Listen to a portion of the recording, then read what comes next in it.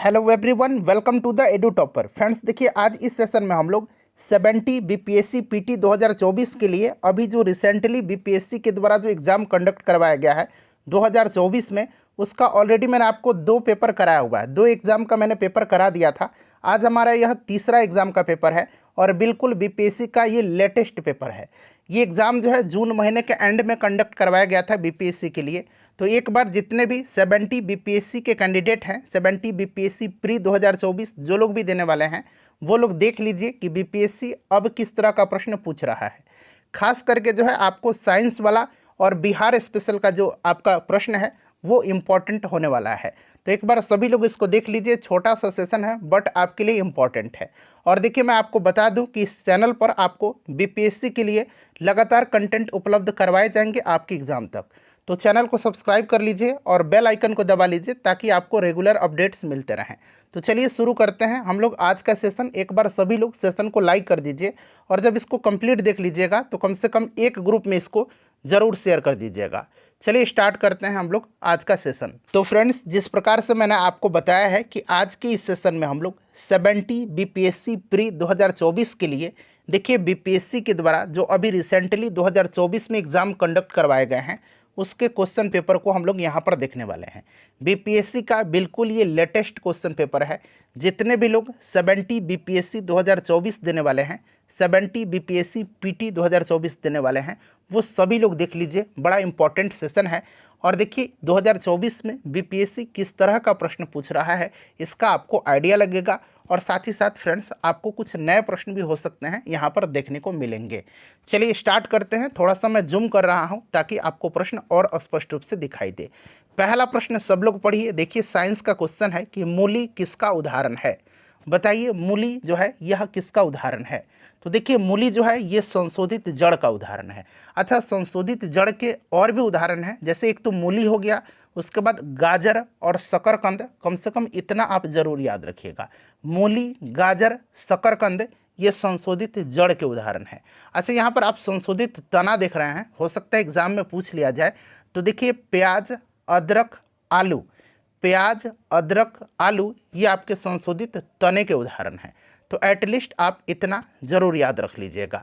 चलिए उसके बाद देखिए, दूसरा प्रश्न है कि निम्न को तार्किक क्रम में व्यवस्थित करें। ये रीजनिंग का क्वेश्चन है और रीजनिंग और मैथ का मैं आपको आंसर बता दूंगा। और ध्यान दीजिए, मैं आपको वही आंसर बताऊंगा जो बीपीएससी ने अपने फाइनल आंसर की में इसका आंसर दिया हुआ है। ठीक है ना। तो ये मैं आंसर बता दे रहा हूँ। यहाँ पर ऑप्शन डी इसका आंसर दिया गया है। ठीक है ना, ऑप्शन डी इसका आंसर दिया गया है।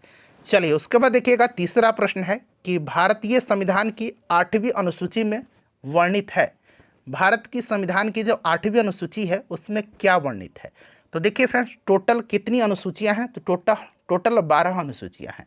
और आपको अच्छे तरीके से याद है कि 8वीं अनुसूची में 22 भाषाओं का उल्लेख किया गया है, यानी कि ये भाषा से संबंधित है। 8वीं अनुसूची में भाषाओं के बारे में है। ठीक है, तो ऑप्शन डी यहाँ पर राइट आंसर हो जाएगा। अच्छा, बात यहाँ पर भाषा की आई हुई है तो मैं एक करंट से रिलेटेड क्वेश्चन आपको बता रहा हूँ, निश्चित रूप से एग्जाम में आपके बनेंगे 70 बीपीएससी पीटी 2024 में। देखिए, केंद्र सरकार ने हाल ही में जो है मराठी, पाली, प्राकृत, असमिया और बांग्ला, ये 5 लैंग्वेजेज याद रखिएगा। मराठी, पाली, प्राकृत, असमिया और बांग्ला को जो है आपके क्लासिकल लैंग्वेज हैं उसका दर्जा दिया है।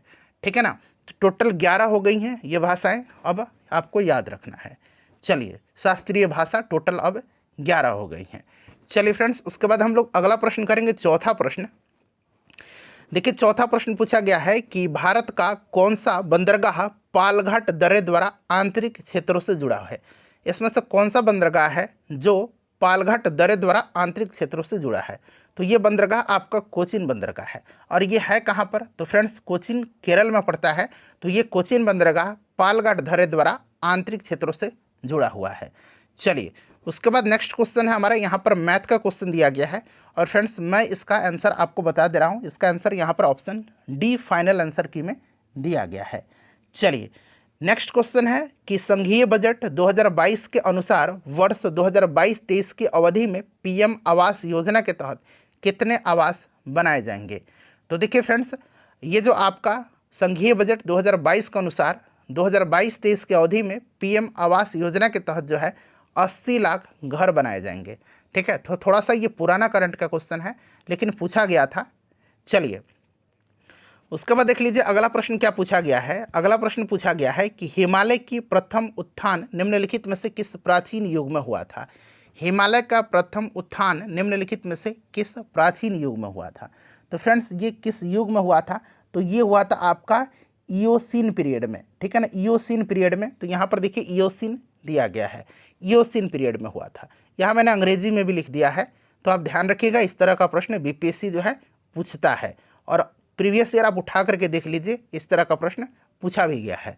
चलिए उसके बाद देख लीजिएगा कि निम्नलिखित में से किसे लोकतंत्र की प्रथम पाठशाला माना जाता है। लोकतंत्र की प्रथम पाठशाला किसको माना जाता है बताइए। थोड़ा सा समय लीजिए बेशक, लेकिन आप आंसर सही सही प्रयास करिए देने का। तो फ्रेंड्स ये आपका स्थानीय स्वशासन है। ठीक है ना, और भारत में स्थानीय स्वशासन का जनक किसको माना जाता है।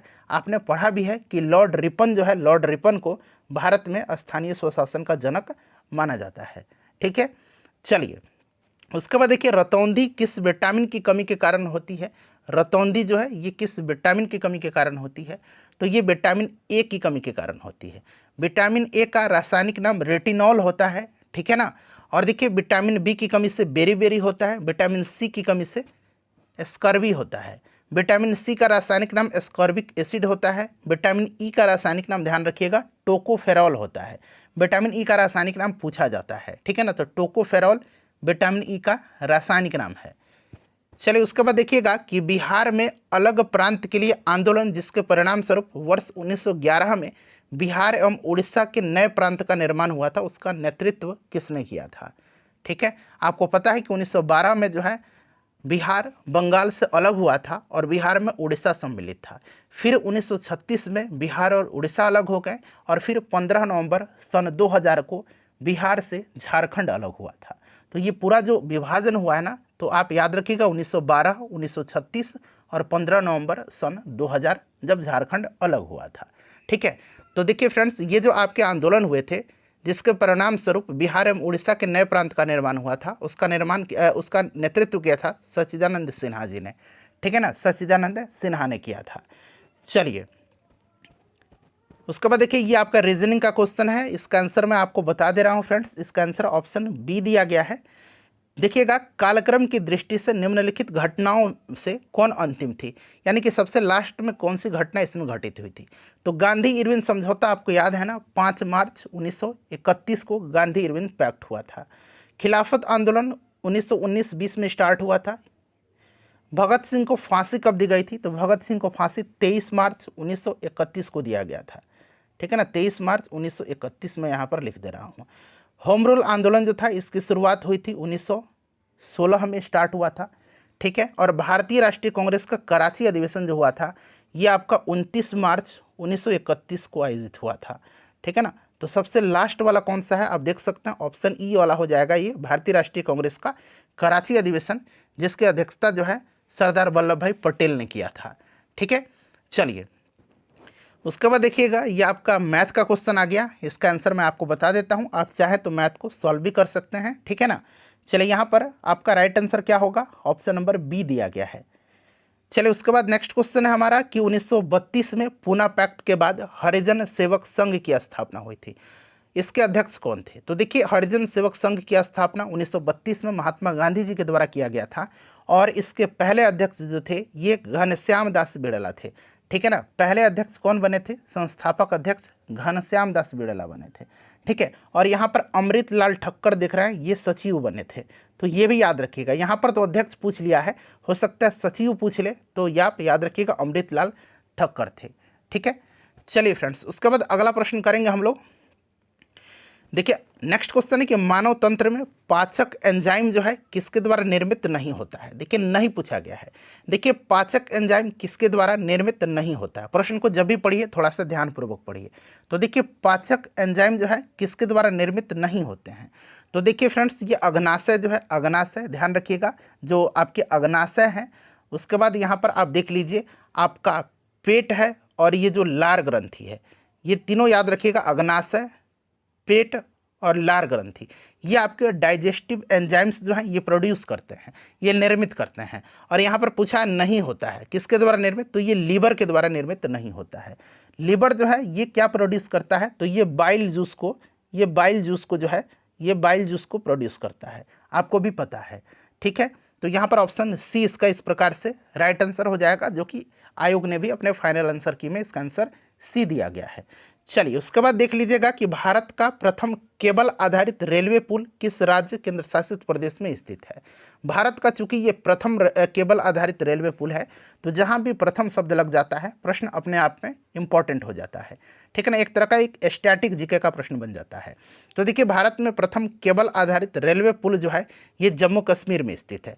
और पूछा जाए कि किस नदी पर है, तो याद रखिएगा चिनाब नदी की सहायक नदी है अंजी, अंजी चिनाब की सहायक नदी है, इस पर ये स्थित है, अंजी पर। ठीक है फ्रेंड्स, इसे भी आप ध्यान रखिएगा, अंजी के ऊपर ये बनाया गया है। नेक्स्ट क्वेश्चन हमारा कि भारतीय संविधान का कौन सा भाग पंचायत राज व्यवस्था से संबंधित है, बताइए। पंचायत राज व्यवस्था से संबंधित जो ये आपका भाग है वो कौन सा भाग है, तो फ्रेंड्स ये भाग जो है आपका भाग 9 है। ठीक है ना, ये इंपॉर्टेंट है, पंचायती राज से संबंधित प्रश्न बीपीएससी पूछता है और ये बीपीएससी का फेवरेट टॉपिक भी है, और इस पर एक स्पेशल वीडियो मैं आपको देने वाला हूँ।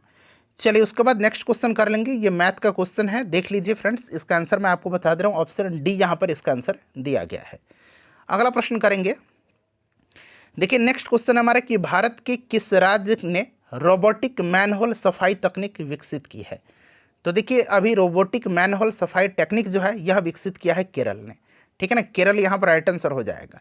देखिए बिहार सोशलिस्ट पार्टी के संस्थापक कौन थे, बिहार सोशलिस्ट पार्टी के संस्थापक का नाम पूछा जाता है, तो यहाँ पर आप देख सकते हैं जयप्रकाश नारायण का नाम दिया गया है। अच्छा आप लोग मुझे कमेंट करके बताइए कि बिहार सोशलिस्ट पार्टी की स्थापना कब हुई थी।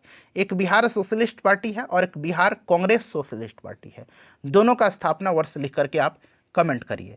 चलिए उसके बाद नेक्स्ट क्वेश्चन है कि निम्न में से कौन सा पौधे में मौजूद है, मतलब मौजूद होता है लेकिन जानवरों में नहीं होता है। ध्यानपूर्वक इसका आंसर दीजिए कि कौन सा इसमें से पौधों में मौजूद होता है लेकिन जानवरों में मौजूद नहीं होता है। तो यहाँ पर फ्रेंड्स थोड़ा सा ध्यान दीजिए, देखिए यहाँ पर जो फैट्स होता है ना, फैट्स यानी कि फैट यहाँ पर दिया गया है, फैट्स और प्रोटीन्स। ठीक है ना, और प्रोटीन्स, फैट और प्रोटीन्स जो होते हैं ना ये पौधे में भी होते हैं, both in plants and animal, यानी कि ये पौधे में भी होते हैं और आपके जंतु जानवर में भी होते हैं, फैट और प्रोटीन। अच्छा यहाँ स्टार्च की अगर बात करते हैं तो स्टार्च जो होता है ये प्लांट सेल में भी प्रेजेंट होता है, लेकिन एनिमल स्टार्च ग्लाइकोजन के रूप में एनिमल में प्रेजेंट होता है। तो स्टार्च भी होता है, ठीक है ना, एनिमल में और प्लांट में, दोनों में। और देखिए सेलुलोज जो होता है ये सेलुलोज केवल और केवल प्लांट में मौजूद होता है, ये जानवर में नहीं होता है, इसीलिए यह आंसर सेलुलोज हो जाएगा इसका। चलिए उसके बाद अगला प्रश्न है कि संघीय बजट 2022 में, अब देखिए 2022 का बजट यहाँ से पूछा गया है, तो बस आपको इतना आइडिया लगा कि बजट से प्रश्न जो है फ्रिक्वेंटली बीपीएससी पूछता है। आप प्रीवियस ईयर के भी क्वेश्चन देखे होंगे बजट से संबंधित, बिहार बजट से, ठीक है ना, आर्थिक सर्वेक्षण से प्रश्न बनता है। देखिए संघीय बजट 2022 में गति शक्ति योजना के लिए आगामी 25 वर्षों के लिए कितना बजट आवंटित किया गया है। तो ये बजट 2022 था उसके अनुरूप अगर हम बात करते हैं तो 107 लाख करोड़ का। चलिए उसके बाद देख लीजिए अगला प्रश्न यहाँ पर पूछा गया है कि भारत के प्रमुख कोयला निक्षेप जो है किस क्रम यानी कि सिस्टम में पाए जाते हैं। भारत के प्रमुख कोयला निक्षेप ये पाए जाते हैं आपके गोंडवाना क्रम में, याद रखिएगा ये पाए जाते हैं गोंडवाना क्रम में। इंपॉर्टेंट क्वेश्चन है ये, ठीक है ना, इसको याद रखिएगा। बहुत लोग जो है विंध्यन, क्रेटिसियस और धारवाड़ कन्फ्यूजन होता है, तो ये गोंडवाना हो जाएगा। चलिए मैथ का क्वेश्चन है, इसका आंसर मैं आपको बता देता हूँ, correct answer option number C हो जाएगा इसका। उसके बाद देखिए निम्नलिखित में से कौन भारत की संविधान सभा के संवैधानिक सलाहकार थे। संविधान सभा के संवैधानिक सलाहकार कौन थे, तो फ्रेंड्स ये आपके डॉक्टर BN राव थे, आपको भी पता है। चलिए उसके बाद देख लीजिएगा ये भी रीजनिंग का क्वेश्चन आ गया, इसका आंसर जो है ऑप्शन नंबर सी हो जाएगा 57। चलिए उसके बाद नेक्स्ट क्वेश्चन कर लेंगे। देखिए 27 नंबर है कि फैंसी खिलौनों में प्रयोग किया जाने वाला प्रकाश उत्सर्जक डायोड जो होता है, लाइट इमिटिंग डायोड, जिसको कि हम लोग अंग्रेजी में LED बोलते हैं, लाइट इमिटिंग डायोड, प्रकाश उत्सर्जक डायोड, ये उत्सर्जित करता है। बताइए फैंसी खिलौने में प्रयोग किया जाने वाला प्रकाश उत्सर्जक डायोड जो है ये क्या उत्सर्जित करता है? रेडियो तरंग, यूवी किरण, दृश्यमान प्रकाश, इंफ्रारेड तरंग, क्या ये उत्सर्जित करता है? तो फ्रेंड्स ये दृश्यमान प्रकाश जो है ये आपका उत्सर्जित करता है। चलिए उसके बाद हम लोग अगला प्रश्न कर लेंगे। हाँ, नेक्स्ट क्वेश्चन है हमारा, देखिए कि अनुक्रम में जो है आपको लुप्त पद बताना है, रीजनिंग का क्वेश्चन है, इसका आंसर ऑप्शन ए हो जाएगा। नेक्स्ट क्वेश्चन है कि वर्धा में सत्याग्रह आश्रम को किसने स्थापित किया था? इंपॉर्टेंट क्वेश्चन है और बीपीएससी ने इसका आंसर जो दिया है मैं आपको बताऊंगा, ठीक है ना। इसका आंसर दिया है विनोबा भावे, ठीक है ना, विनोबा भावे ने जो है, याद रखिएगा। क्लियर? चलिए उसके बाद नेक्स्ट क्वेश्चन है कि शिक्षा का अधिकार अधिनियम 2009 अस्तित्व में कब आया था? अस्तित्व में ये कब आया था बताइए, राइट आंसर क्या होगा? 1921 में वर्धा में जो है विनोबा भावे ने स्थापना किया था, 1921 में, सन भी याद रख लीजिएगा, ठीक है ना। तो फ्रेंड्स ये 1 अप्रैल 2010 से जो है ये अस्तित्व में आया था, 1 अप्रैल 2010 से। क्लियर? चलिए उसके बाद अगला प्रश्न है हमारा, यहाँ पर देखिएगा, ये आपका रीजनिंग का क्वेश्चन है, ठीक है, रीजनिंग का ही या मैथ का ही, इसका आंसर मैं आपको बता रहा हूँ, पूरा डायग्राम देख लीजिए। और फ्रेंड्स इसका आंसर जो दिया गया है वो आपका ऑप्शन ई दिया गया है, ठीक है ना। चलिए उसके बाद देख लीजिएगा कि निम्नलिखित में से कौन सा शब्द संविधान की प्रस्तावना में नहीं है?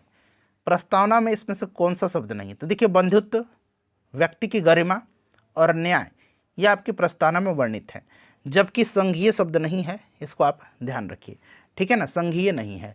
चलिए उसके बाद अगला प्रश्न है, मैथ का क्वेश्चन आ गया फिर से, इसका आंसर ऑप्शन ए हो जाएगा। चलिए 34 नंबर क्वेश्चन है कि पानी में फ्लोराइड प्रदूषण मुख्यतः प्रभावित करता है। जो फ्लोराइड प्रदूषण होता है ना, इससे मेनली क्या जो है प्रभावित होते हैं, अफेक्ट क्या पड़ता है? तो अफेक्ट करता है ये हड्डी और दांत पर, जो आपके बोन्स हैं और आपके टीथ हैं उस पर। तो यहाँ पर देखिए दांत दिया गया है, ठीक है ना। देखिए निम्नलिखित में से भारत के किस प्रदेश में वार्षिक वर्षा 25 सेंटीमीटर से कम होती है? इस तरह का प्रश्न इंपॉर्टेंट है, अभी रिसेंटली बीपीएससी इसका आंसर दिया हुआ है, तो उसको ध्यान रखिएगा, इसीलिए मैंने ये क्वेश्चन पेपर करा रहा हूँ आपको, ठीक है। तो ये आपका लद्दाख प्रदेश दिया गया है, ठीक है ना, इसका आंसर दिया हुआ है लद्दाख प्रदेश। चलिए कोपेन की जलवायु वर्गीकरण के अनुसार उत्तर बिहार की जलवायु और दक्षिण बिहार की जलवायु दोनों पूछा जाता है। तो उत्तर बिहार की जलवायु किससे प्रदर्शित की जाती है? तो CWG से, और दक्षिण बिहार की AW से। नेक्स्ट क्वेश्चन है कि निम्नलिखित में से कौन सा इसमें सुमेलित नहीं है? ठीक है ना, एक तरफ पुस्तक और उनके लेखक का नाम दिया गया है, तो ये आपको मिलाना है और बताना है कौन सा इसमें से सुमेलित नहीं है, ठीक है, बताइए। तो देखिए इसमें से जो है मूक नायक, Bhimrao Ambedkar, unhappy India, Lala Lajpat Rai, Indian unrest, Valentine सिरोल की है, बंदी जीवन सचिन सन्याल की। बंदी जीवन बार बार पूछता है, ठीक है। The guilty man of India's partition, ये अबुल कलाम आज़ाद की नहीं है, ये the guilty man of India's partition जो है ये राम मनोहर लोहिया की पुस्तक है। तो ऑप्शन ए राइट आंसर होगा इसका, ठीक है, सुमेलित नहीं है। चलिए फ्रेंड्स उसके बाद नेक्स्ट क्वेश्चन कर लेंगे। यहाँ पर देख लीजिएगा, ये आपका रीजनिंग का क्वेश्चन है और इसका आंसर आपका ऑप्शन सी दिया गया है, चचेरा भाई, ठीक है। चलिए उसके बाद देखिएगा कि निम्नलिखित जो है पुस्तक और लेखक को सुमेलित करना है। अब देखिए इसको बीपीएससी ने क्या करा है, इसको डिलीट कर दिया है। डिलीट क्यों किया है तो मैं आपको बताता हूँ। यहाँ पर आप देखिए अब्दुल फजल जो लिखा गया है ना, अब्दुल फजल, इसी के कारण डिलीट किया, जबकि अबुल फजल है, ये अब्दुल फजल नहीं है, अब्दुल फजल नहीं अबुल फजल होगा। और देखिए अबुल फजल जो है ना, अबुल फजल, इसलिए यहाँ पर ये प्रश्न डिलीट किया गया क्योंकि अंग्रेजी में भी अब्दुल फजल लिख दिया गया। अगर अंग्रेजी में इस तरह से अबुल फजल लिखा रहता तो अंग्रेजी वाला मान्य हो जाता, लेकिन अंग्रेजी में भी गलती है और हिंदी में भी तो गलती है, इसीलिए बीपीएससी ने इसको डिलीट ही कर दिया है। लेकिन कोई बात नहीं, हम इसको मान लेते हैं अबुल फजल, क्योंकि हमें तो जानकारी प्राप्त करना है ना, तो अबुल फजल मान लेते हैं। अब मिलान करिए। तो देखिए मैं एक एक करके बता देता हूँ। ये लैला मजनू जो है ये आपका किसका है? अमीर खुसरो का है, ठीक है, अमीर खुसरो। यहाँ पर ध्यान से मिलाते चलिए। अकबरनामा, तो यही अकबरनामा जो है ये अबुल फजल का है, ठीक है। बादशाहनामा, बादशाहनामा जो है ये अब्दुल हामिद लाहौरी का है। तो यहाँ पर देखिए अब्दुल हामिद दे रखा है। और तहकीक हिंद आपको पता है अलबरूनी की है। तो इतना तो आप जान ही गए ना। चलिए मिलान छोड़िए। देखिए 2017 में निम्नलिखित में से किसे स्वच्छ भारत मिशन का ब्रांड एम्बेसडर नियुक्त किया गया था? देखिए 2017 कहाँ है, 2017 पूछ लिया गया है। तो ये शिल्पा शेट्टी उस समय इनको किया गया था। चलिए 41 नंबर क्वेश्चन करिए कि मायोपिया बीमारी निम्न में से किससे संबंधित है? मायोपिया और हाइपरमेट्रोपिया। मायोपिया को हम लोग निकट दृष्टि दोष बोलते हैं और हाइपरमेट्रोपिया को दीर्घ दृष्टि दोष बोलते हैं। तो ये आँख से संबंधित है, ठीक है ना। देखिए इसका आंसर मैं आपको बता देता हूँ, 42 का ऑप्शन ए राइट आंसर दिया गया है। उसके बाद देखिए गदर पार्टी का पत्र था, गदर, ठीक है ना, वो क्या था? एक पाक्षिक पत्र था, एक दैनिक पत्र था, एक मासिक पत्र था, या फिर एक साप्ताहिक पत्र था? और ये क्वेश्चन जो है, जो मैंने सक्सेस के अंदर चैनल पर जो आपको घटना चक्र का जो बुक आया हुआ है जिसमें ऑल पीसीएस के एग्जाम के प्रश्न पूछे गए, उसमें ये प्रश्न पूछा गया है, और उस समय मैंने ये करवाया हुआ था जब ये एग्ज़ाम लिया गया था। तो ये आपका एक साप्ताहिक पत्र था, ठीक है ना, गद्दर पार्टी का पत्र गद्दर। और फ्रेंड्स 1913 में यह सैन फ्रांसिस्को से प्रकाशित किया गया था, ठीक है। चलिए देखिए, कारों और वाहनों में इंजन की कूलिंग निम्न में से किसके द्वारा की जाती है? जो कूलिंग किया जाता है इंजन का, वो किसके द्वारा किया जाता है? तो इंजन का कूलिंग जो किया जाता है फ्रेंड्स, ये रेडिएटर के द्वारा किया जाता है, रेडिएटर के द्वारा किया जाता है, ठीक है ना। चलिए उसके बाद अगला प्रश्न हमारा 45 नंबर प्रश्न है कि प्रत्येक वर्ष विश्व रेड क्रॉस और रेड क्रिसेंट दिवस कब मनाया जाता है? बताइए। विश्व रेड क्रॉस और रेड क्रिसेंट दिवस ये 8 मई के दिन प्रत्येक वर्ष मनाया जाता है, ठीक है। चलिए उसके बाद देख लीजिएगा 46 का जो आंसर दिया गया है वो आपका ऑप्शन ए हो जाएगा। 47 का देखिएगा कि कौन सा प्रदेश निम्नलिखित में से कपास की खेती के लिए अत्यंत उपयुक्त है? तो कपास की खेती आपको पता है ना कि काली मिट्टी में किया जाता है। काली मिट्टी को रेगुर मिट्टी भी कहा जाता है, ये भी बात आप जानते हैं। और काली मिट्टी जो है ये डक्कन ट्रैप में पाया जाता है, तो ऑप्शन डी यहाँ पर राइट आंसर हो जाएगा। काली मिट्टी का सर्वाधिक विस्तार महाराष्ट्र में पड़ता है ना। चलिए देखिए, एक एपॉक्सी रेजिन है, इसका उपयोग निम्न के रूप में किया जाता है। नया प्रश्न हो सकता है आपको मिला हो, लेकिन इंपॉर्टेंट क्वेश्चन है। चलिए, एपॉक्सी रेजिन का काम चिपकाने में किया जाता है, ठीक है ना। किस रूप में किया जाता है? तो चिपकाने में। चलिए उसके बाद अगला प्रश्न है 49 नंबर। देखिए यहाँ यानी कि भारत में एक क्रांति होने जा रही है। ये इंपॉर्टेंट क्वेश्चन है क्योंकि अभी ये बीपीएससी में शायद पहली बार ये प्रश्न पूछा गया है। यहाँ भारत में एक क्रांति होने जा रही है और हमें जल्दी से चला जाना चाहिए। यह किसने कहा था? यह स्टेटमेंट किसका है? यहाँ यानी कि भारत में क्रांति होने जा रही है और हमें जल्दी से चला जाना चाहिए, ये स्टेटमेंट जो है ये आपका है सर स्टेफोर्ड क्रिप्स का। याद रखिएगा, बीपीएससी ने आंसर दिया है सर स्टेफोर्ड क्रिप्स का ये स्टेटमेंट है, ठीक है। चलिए उसके बाद देख लीजिएगा 50 का जो आपका आंसर होगा वो ऑप्शन नंबर डी दिया गया है। देखिए निम्नलिखित में से कौन सी नदी फतुहा के पास गंगा में मिलती है? ये बीपीएससी में ऑलरेडी पूछा जा चुका है, तो ये पुनपुन नदी है जो कि आपके फतुहा के पास गंगा में मिलती है। अच्छा, अभी भी 2024 में पूछा गया था कि जो रेबिलगंज है वहाँ पर कौन सी नदी मिलती है गंगा में? तो घाघरा नदी जो है ना, घाघरा नदी, ये रेबिलगंज में जो है, रेबिलगंज वहाँ पर मिलती है, ठीक है, घाघरा, तो ये भी याद रखिएगा। चलिए उसके बाद देख लीजिएगा कि प्रकाश संश्लेषण निम्न में तेज होता है, मतलब किस रंग के प्रकाश में? अंधेरे में या सफ़ेद में या नीला या लाल में? बताइए। तो प्रकाश संश्लेषण होता है तेज लाल प्रकाश में, ठीक है। चलिए उसके बाद अगला प्रश्न है हमारा ये वाला क्वेश्चन। देखिए दरअसल इस क्वेश्चन को किया क्या है बीपीएससी ने, इसका आंसर ई मान लिया है। इसलिए मान लिया है, ई देखिए क्या है, उपरोक्त में से कोई नहीं है, इसलिए मान लिया है क्योंकि देखिए इसका मानना है, मतलब बीपीएससी ने जो है रिमार्क में दिया हुआ है कि जो नेपाल का जो संसद का नाम है ना, उसका नाम फेडरल पार्लियामेंट है, यानी कि उसको संघीय संसद कहते हैं।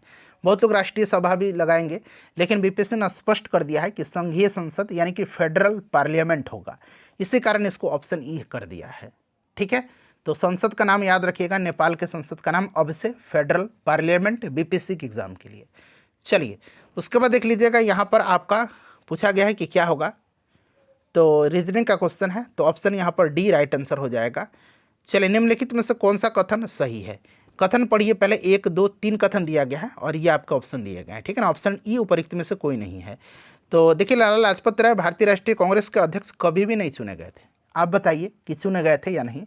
बिल्कुल आपको याद होगा 1920 में जो कलकत्ता में भारतीय राष्ट्रीय कांग्रेस का विशेष सत्र बुलाया गया था, उसकी अध्यक्षता इन्होंने किया था, तो ये तो गलत हो गया, ठीक है, क्योंकि चुने गए थे। महात्मा गांधी का जन्म गांधीनगर में हुआ था? नहीं, पोरबंदर में हुआ था। और भगत सिंह ने फॉरवर्ड ब्लड गठित किया था? नहीं, सुभाष चंद्र बोस ने किया था, तो ये भी गलत है। तो कोई भी इसमें से जो है कथन सही नहीं है, इसीलिए ऑप्शन ई राइट आंसर हो जाएगा, उपरोक्त में से कोई नहीं। चलिए निम्नलिखित नगरों में से कौन सा नगर तमिलनाडु का मैनचेस्टर कहा जाता है? अच्छा, भारत का मैनचेस्टर अहमदाबाद को कहा जाता है और यहाँ पर तमिलनाडु का कोयम्बटूर को कहा जाता है। चलिए देखिए, हाल ही में उद्घाटन किए गए भारत के पहले बालिका सैन्य विद्यालय का स्थान कौन सा शहर है? देखिए पहला शब्द लग गया है, प्रथम शब्द लग गया है, तो इंपॉर्टेंट है प्रश्न। तो पहला बालिका सैन्य विद्यालय का जो स्थान है वो आपका वृंदावन है। कहाँ पर? वृंदावन में। नेक्स्ट क्वेश्चन हमारा देखिए, इनसेट 3D निम्नलिखित में से किस तारीख को लॉन्च किया गया था? इनसेट 3D को लॉन्च किया गया था 25 जुलाई 2013 को। कब लॉन्च किया गया था? 25 जुलाई 2013 को। ठीक है ना, तो ऑप्शन में तो है ही नहीं, तो उपयुक्त में से कोई नहीं यहाँ पर इसका राइट आंसर होगा। नेक्स्ट क्वेश्चन है कि कौन सा इसमें से जो है सेमीकंडक्टर है? तो आसानी से आप बता दीजिएगा, सिलिकॉन, जर्मेनियम, ये सब सेमीकंडक्टर होते हैं। ठीक है, चलिए उसके बाद अगला प्रश्न है हमारा कि देखिए रेनकोट और टेंट के वाटरप्रूफ गुण किसके कारण होते हैं? रेनकोट और टेंट के वाटरप्रूफ गुण जो होते हैं ये किसके कारण होते हैं? तो फ्रेंड्स ये होते हैं सतह सरफेस टेंशन के कारण, सतही तनाव के कारण। चलिए देखिएगा कि निम्नलिखित में से किसे उर्दू साहित्य में साहित्य अकादमी पुरस्कार 2023 से सम्मानित किया गया है? अभी भी ये क्वेश्चन इंपॉर्टेंट है।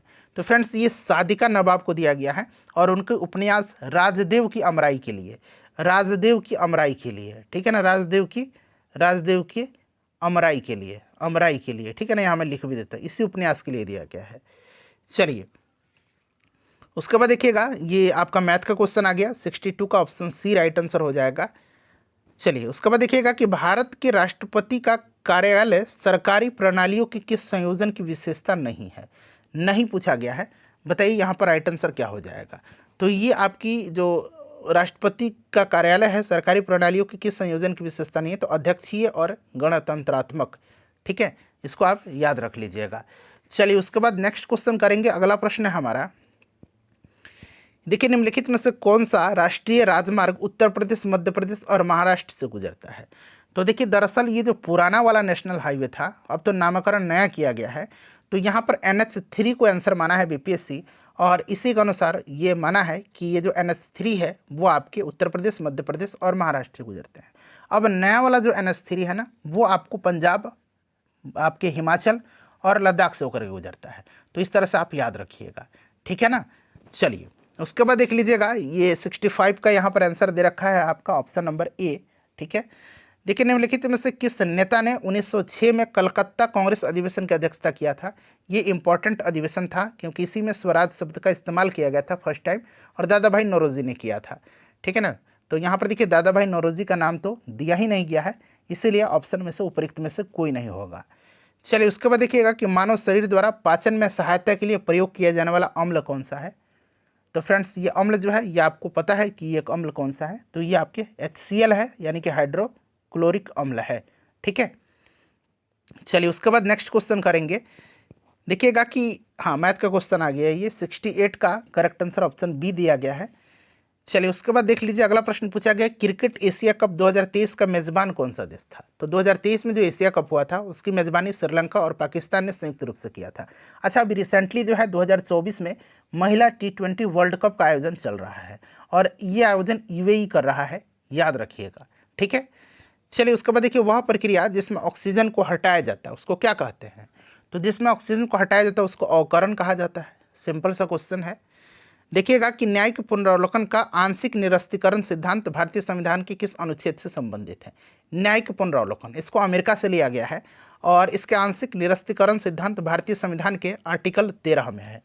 ठीक है, चलिए उसके बाद हम लोग नेक्स्ट क्वेश्चन कर लेंगे 72 नंबर। देखिए 72 नंबर है, ये रीजनिंग का क्वेश्चन आ गया।